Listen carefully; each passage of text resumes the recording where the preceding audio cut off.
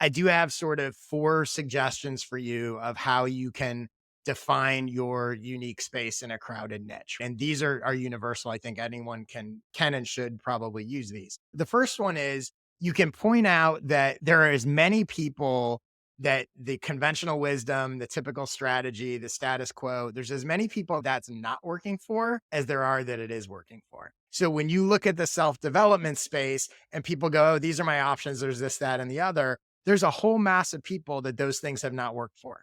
So you're coming into that space and going, hey, here's an alternative. You're not trying to convert the people that have found success with other approaches.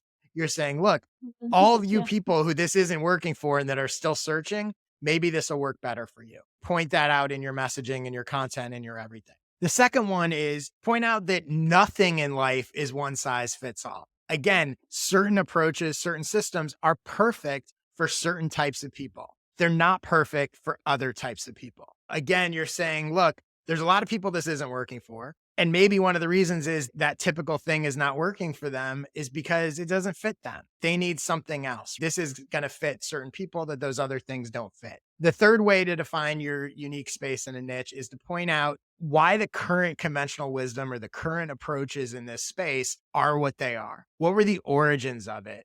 And in most cases, those origins likely come from a completely different time and place that in some ways may be relevant and in other ways may not be relevant. If you dig Mhm. into like in the self-development space and you mentioned the 3 different kind of buckets, digging into them and going, well, how did these come about? And certainly in self-development, again, you're talking about going all the way back to Stoics and a million different things, but how did they come about? What was their origin? What were they meant to serve? What was the world? What were people like at that place?